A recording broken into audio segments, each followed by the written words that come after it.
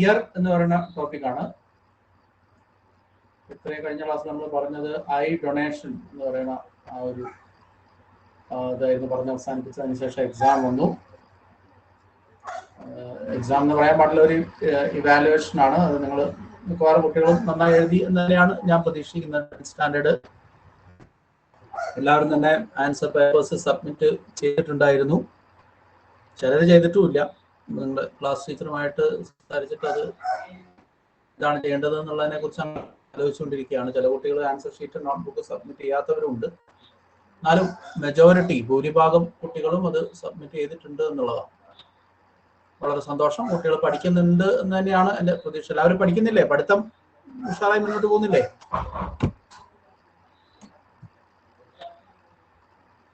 എന്താണ് നിങ്ങൾ തോന്നുന്നത്? ഒരു സെൽഫ് ഇവാലുവേഷൻ നിങ്ങൾ പഠിക്കുന്നുണ്ടോ ഇല്ലയോ?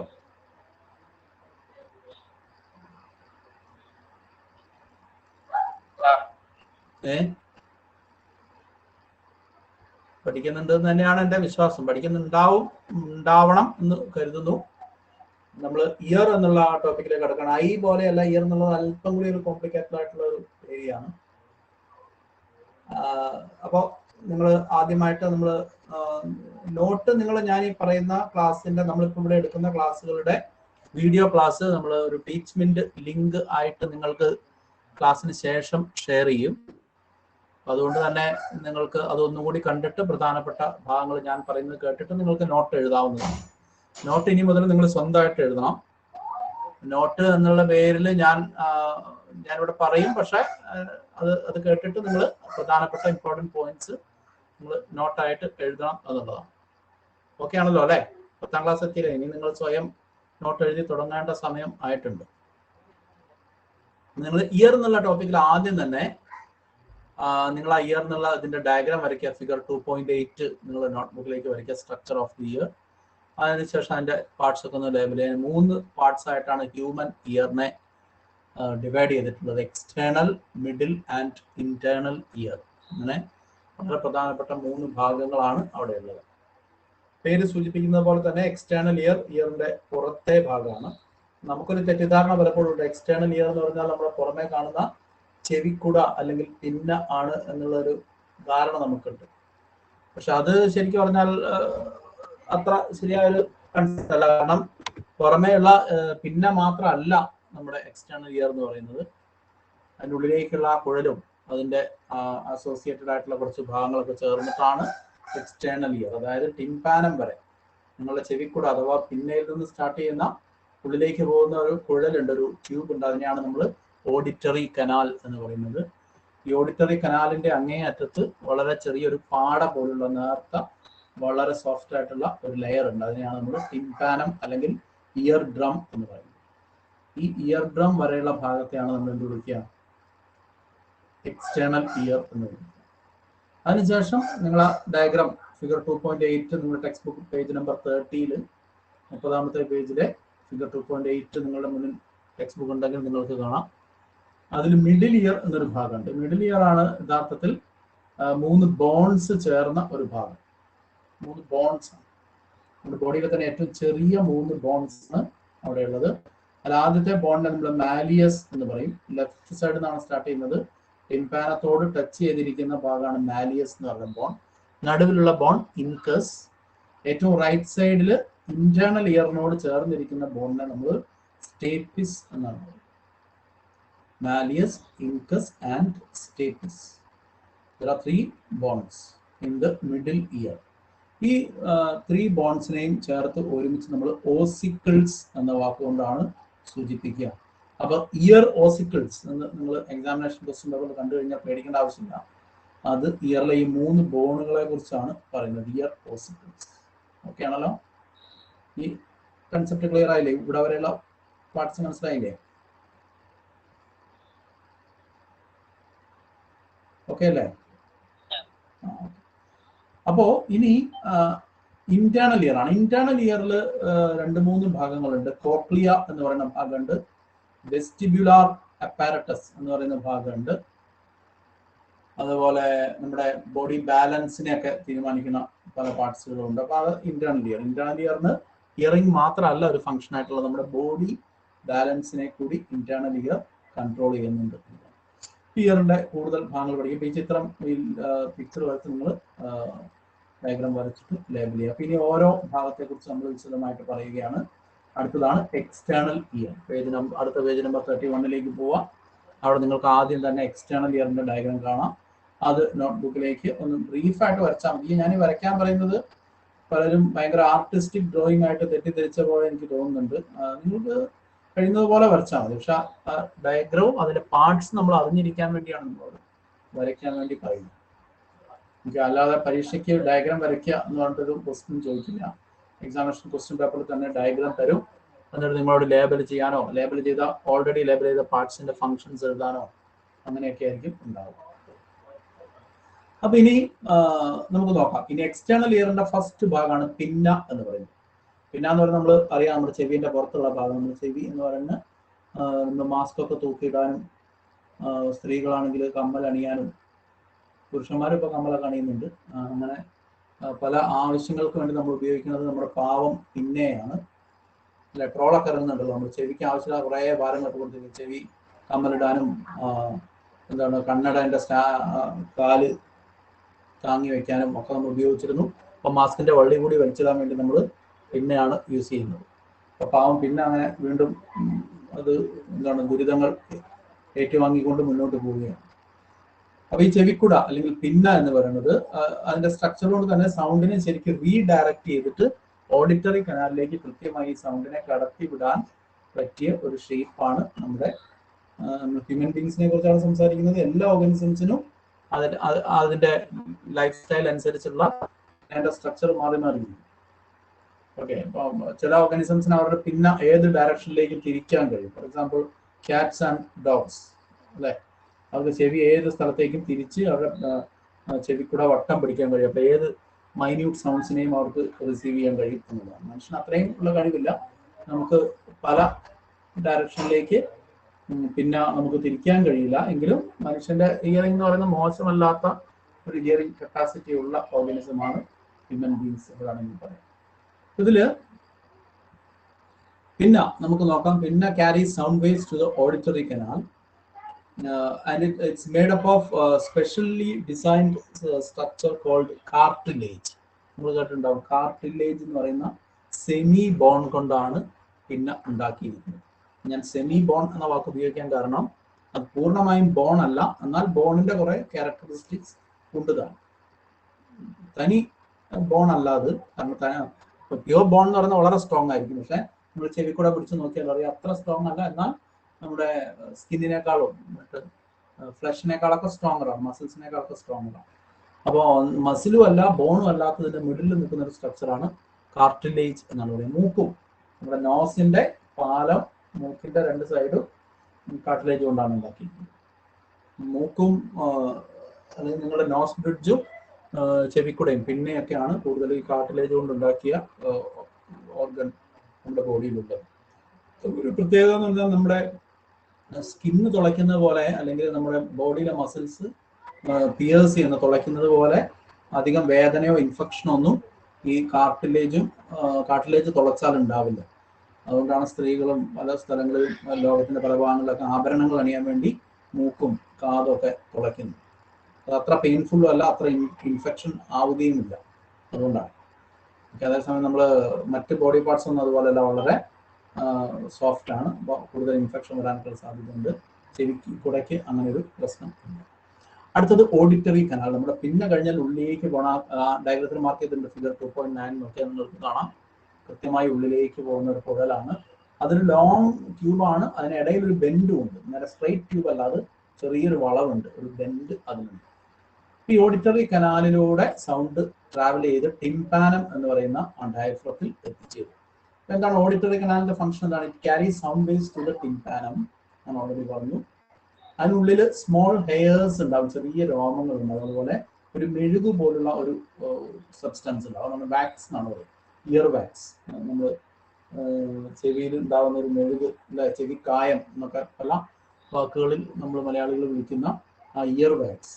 ഈ ചെറിയ രോമങ്ങളും വാക്സും ചെവിക്കുള്ളിൽ കൊടുത്തിരിക്കുന്നത് എന്തിനാണെന്ന് വെച്ചാൽ ഡസ്റ്റ്, അതുപോലെ മറ്റ് ഫോറിൻ പാർട്ടിക്കിൾസ് അല്ലെങ്കിൽ ചെറിയ ഇൻസെക്ട്സ് ഇതൊക്കെ ഡയറക്റ്റ്ലി ചെവിക്കുള്ളിലേക്ക് കടന്ന് നമ്മുടെ ടിംപാനത്തിന് മുറിവേൽപ്പിക്കാതിരിക്കാൻ വേണ്ടിയാണ് ഒരു പ്രൊട്ടക്റ്റീവ് മെഷർ എന്നുള്ള രീതിയിലാണ് സ്മോൾ ഹെയർസും വാക്സും ചെവിക്കുള്ളിൽ കൊടുത്തിട്ടുണ്ട്. ഓക്കെ, സോ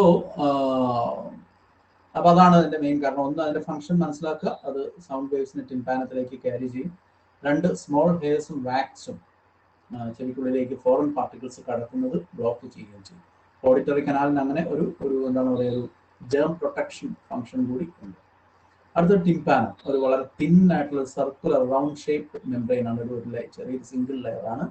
അതാണ് മിഡിൽ ഇയറിനെ എക്സ്റ്റേണൽ ഇയറുമായിട്ട് സെപ്പറേറ്റ് ചെയ്യുന്നത്.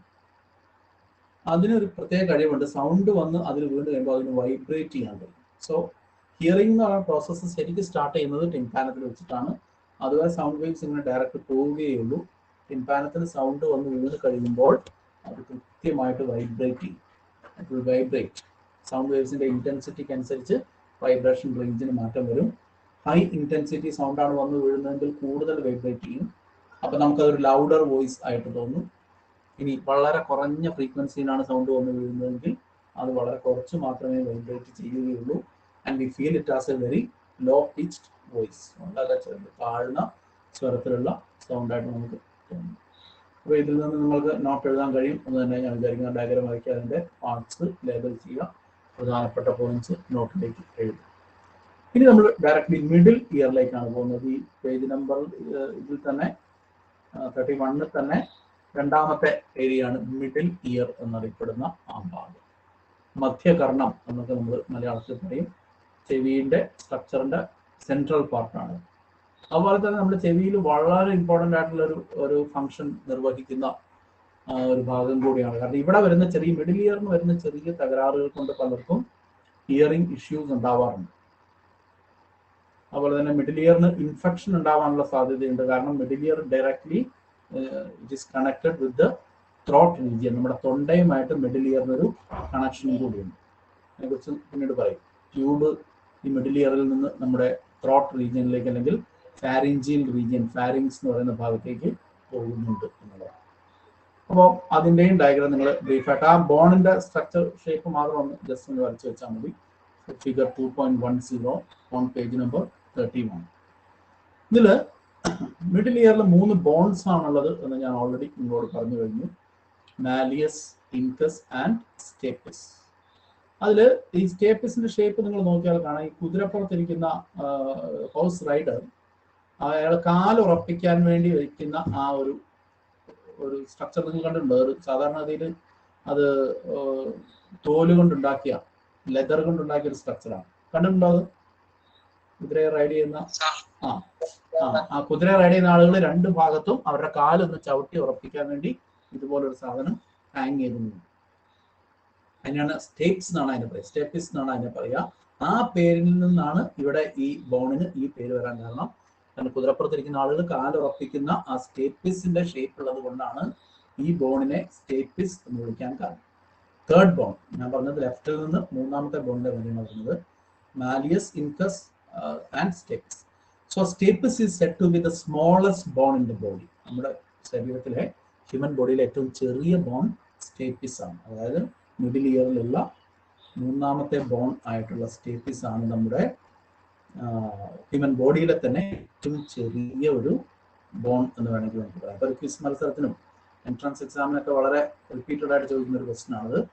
The smallest bone in human body stapes എന്നാണ് ആൻസർ. അപ്പോൾ ഏതായിരിക്കും ലാർജസ്റ്റ് ബോൺ? നമ്മുടെ ബോഡിയിലെ ഏറ്റവും വലിയ ബോൺ ഏതായിരിക്കും?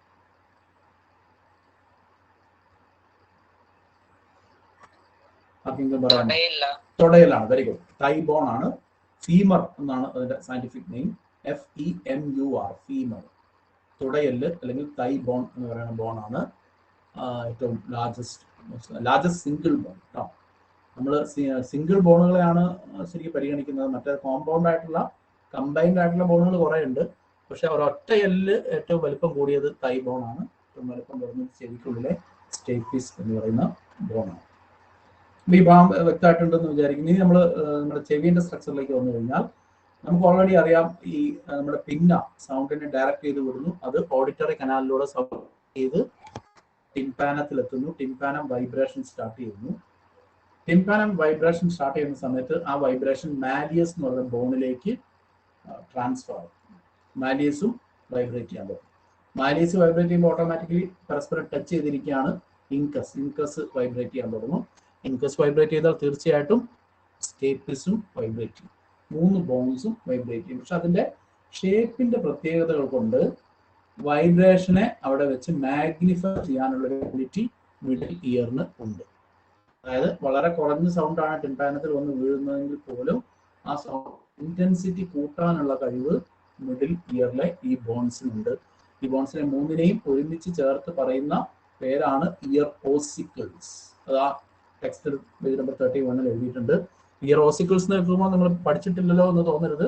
അത് ഈ 3 ബോൺസിന്റെ പേരാണ്, ഒരുമിച്ച് ചേർത്ത് പറയുന്ന പേരാണ് നമ്മൾ ഇയർ ഓസിക്കിൾസ് എന്നത്. ഇയർ ഓസിക്കിൾസിന്റെ ഫംഗ്ഷൻ എന്താണ്? Amplify and transmit the vibrations of the tympanum to the internal year.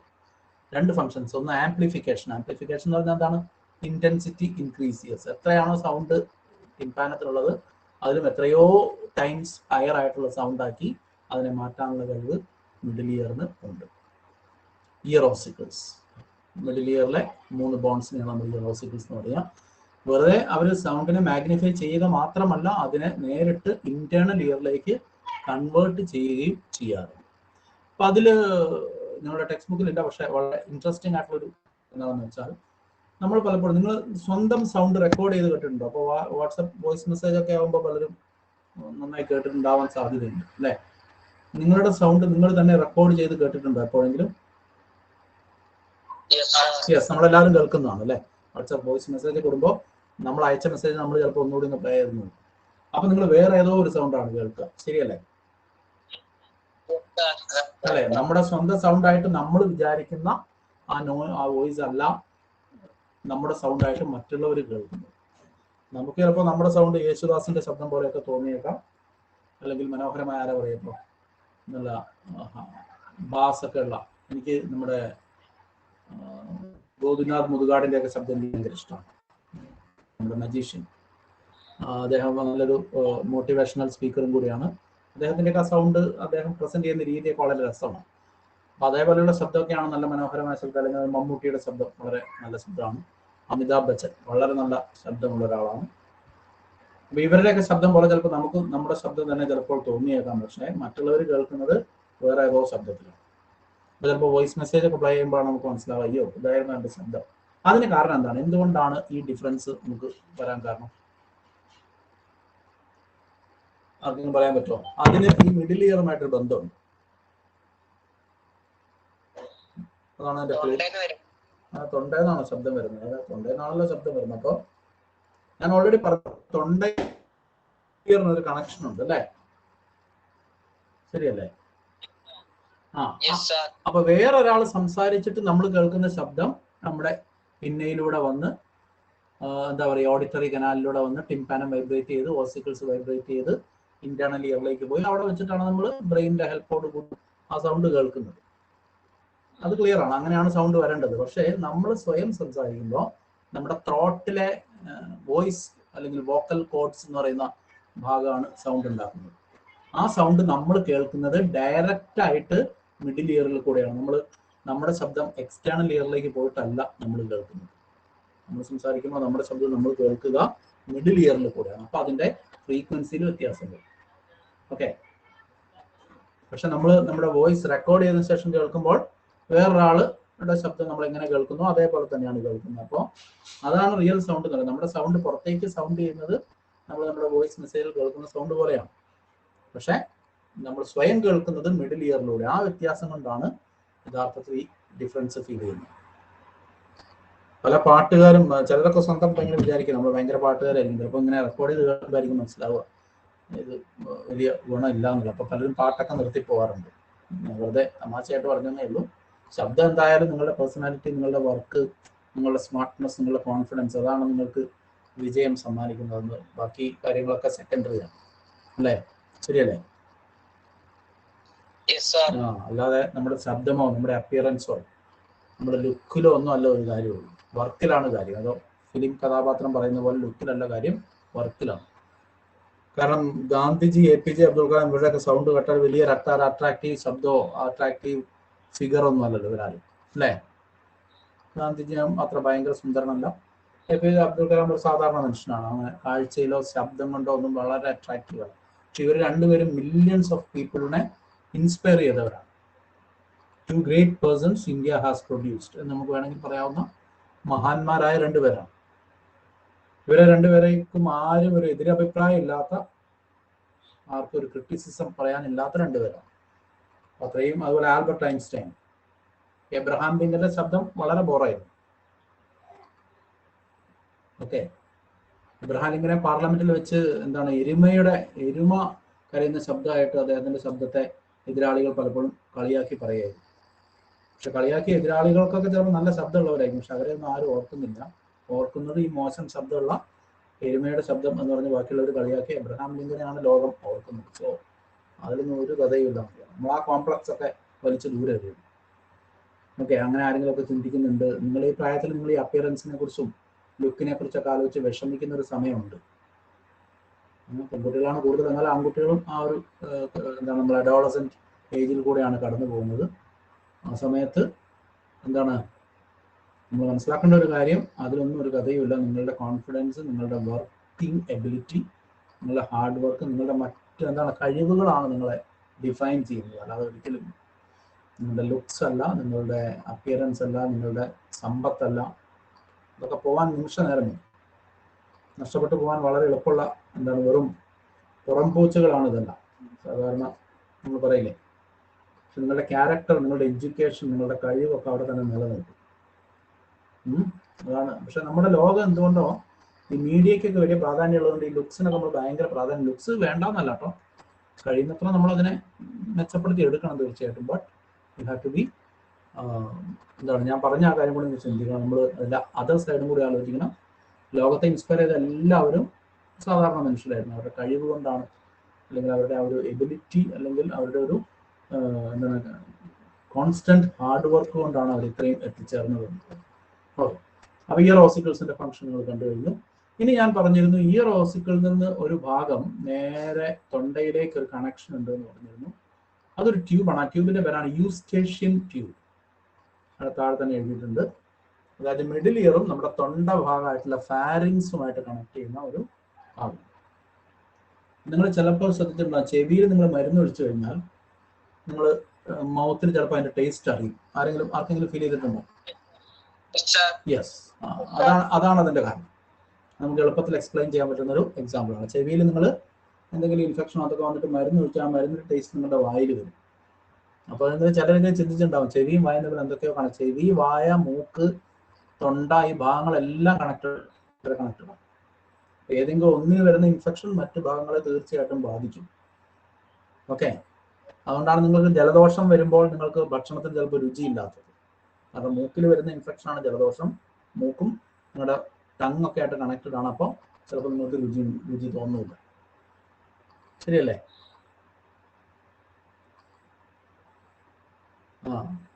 അപ്പൊ ഇങ്ങനെ യൂസ്റ്റേഷ്യൻ ട്യൂബ് എന്ന് പറയുന്ന ഒരു കണക്ഷൻ ഉണ്ട് മിഡിൽ ഇയറും തൊണ്ടയുമായിട്ട്. അപ്പൊ ഇതിന്റെ പരിപാടി എന്താണെന്ന് വെച്ചാൽ നമ്മുടെ ചെവിക്കുള്ളിലെ എയറിന്റെ ബാലൻസ്, എയർ പ്രഷർ ബാലൻസ് ചെയ്യാൻ വേണ്ടിയാണ് ഇങ്ങനെ ഒരു അറേഞ്ച്മെന്റ് കൊടുത്തിട്ടുള്ളത്. കാരണം പുറമേ ഉള്ള നമ്മുടെ ഔട്ടർ അറ്റ്മോസ്ഫിയർ, നമ്മുടെ ബോഡിക്ക് പുറത്തുള്ള ഓപ്പൺ സ്പേസിലെ എയർ പ്രഷർ എന്ന് പറയുന്നത് വളരെ ഹൈ ആണ്. കാരണം എയർ വളരെ കൂടുതലാണ്, അല്ലേ? ശരിയല്ലേ? നമ്മുടെ ബോഡിക്കുള്ളിൽ എയർ, അല്ലെങ്കിൽ നിങ്ങളുടെ ചെവിക്കുള്ളിൽ എയർ വളരെ കുറവാണ്. ചെവിക്കുള്ളിലെ എയറിന്റെ കണ്ടന്റിനേക്കാൾ എത്രയോ കൂടുതലാണ് അറ്റ്മോസ്ഫിയറിലുള്ള എയറിന്റെ കണ്ടന്റ്. അപ്പൊ എന്താ സംഭവിക്കുക? സാധാരണ ഇതിൽ എന്ത് സംഭവിക്കണം? പ്രഷർ കൂടുതലുള്ള ഭാഗത്ത് നിന്ന് പ്രഷർ കുറവുള്ള ഭാഗത്തേക്ക് എയറിനൊരു പുഷ് ഉണ്ടാവും. എയർ എന്നല്ല, എന്തിനും ഒരു പുഷ് ഉണ്ടാവും. ശരിയല്ലേ? ഫിസിക്സിലൊക്കെ നമ്മൾ പഠിക്കുന്ന കാര്യമാണ്, കെമിസ്ട്രിയിലൊക്കെ നമ്മൾ പഠിക്കുന്നതാണ്. ഗ്രേഡിയന്റ് എന്നാണ് ഞാൻ പറയുക. അതായത് കോൺസെൻട്രേഷൻ എവിടെയാണോ അത് കൂടുതലായിട്ട് പുറത്ത്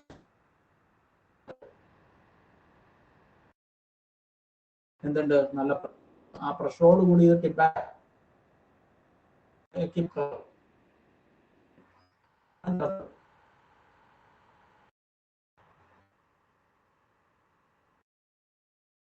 പ്രിവെന്റ് ചെയ്യുന്നതിലേക്ക് കയറും, അല്ലെങ്കിൽ ഫുഡ് ചവയ്ക്കും, ശ്വാസം എടുക്കുന്ന സമയത്തൊക്കെ നമ്മൾ എയർ എന്ത് ചെയ്യുന്നുണ്ട്, സ്വാളോ ചെയ്യുന്നില്ല. ആ എയർ ഉള്ളിൽ പോയിട്ട് ഈ യൂനത്തെ പുറത്തേക്ക് പ്രസ് ചെയ്യും. മനസ്സിലാവുന്നുണ്ടോ?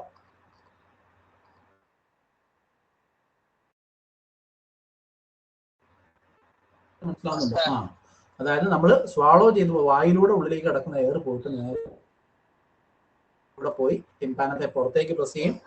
പുറമേ നിന്നുള്ള എയർ ഓഡിറ്ററി കനാലിലൂടെ വന്നിട്ട് ടിംപാനത്തെ അകത്തേക്കും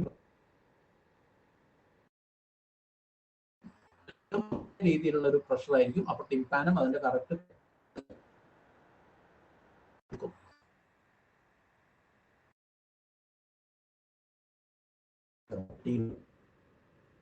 വലിയ ഹൈ റേഞ്ച് യാത്ര ചെയ്യാണ്. അത് നിങ്ങൾ വല്ല അല്ലെങ്കിൽ സങ്കീരത്തിലേക്ക് പെട്ടെന്ന് മേലേക്ക് പൊന്തുക, അല്ലെങ്കിൽ വീട്ടിൽ കയറി നിങ്ങൾ മേലേക്ക് പോകണം, അപ്പൊ നിങ്ങളുടെ ചെവി അടഞ്ഞു പോകും.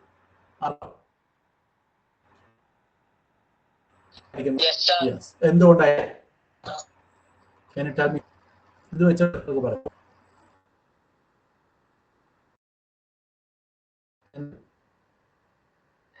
ഹൈറ്റിലേക്ക് പോകുന്നതിനനുസരിച്ച് അറ്റ്മോസ്ഫിയറിക് എയർ പ്രഷറിന് എന്ത് സംഭവിക്കും? എന്താവും? തീർച്ചയായിട്ടും ഹൈ എയർ പ്രഷറാണ്. ഹിമാലയം അല്ലെങ്കിൽ ഓക്സിജൻ സിലിണ്ടറും കൂടി കൊണ്ടുപോകുന്നത് അതുകൊണ്ടാണ് ഓക്സിജന്റെ എമൗണ്ട് കുറഞ്ഞു പോകും ഹൈറ്റ്സിലേക്ക് പോകുന്നതിനനുസരിച്ച്.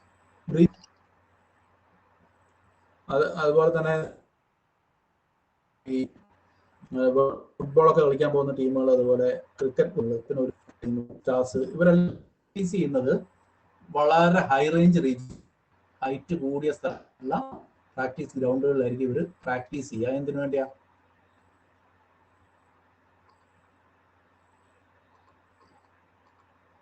ഇപ്പോൾ ഫോർ എക്സാമ്പിൾ ചാമ്പ്യൻസ് ലീഗ് ഒക്കെ നടക്കുന്നതിന് തൊട്ടും റയൽ മാഡ്രിഡ്, അതുപോലെ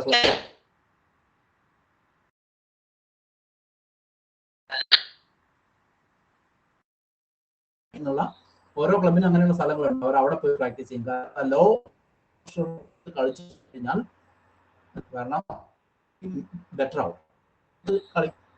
കളിച്ചു പഠിച്ചാൽ സാധാരണ താഴേക്ക് ഹൈറ്റ് കുറഞ്ഞ പ്രദേശങ്ങളിൽ വരുമ്പോൾ കുറച്ചുകൂടി ബെറ്റർ സ്റ്റാമിന ഫീൽ ചെയ്യും. അതിന് നമ്മളും അത് ചെയ്യാറുണ്ട്. Let it be any kind of sport, എല്ലാവരും അത് ചെയ്യാറുണ്ട്. അപ്പൊ അതേപോലെ തന്നെ നിങ്ങൾ യാത്ര ചെയ്യുന്ന സമയത്ത് വിമാനം കയറുമ്പോൾ വിമാനം പെട്ടെന്നൊരു ഹൈറ്റിലെ അറ്റ്മോസ്ഫിയർ കുറഞ്ഞു ടിംപാനത്തിലേക്ക് വരുന്നത്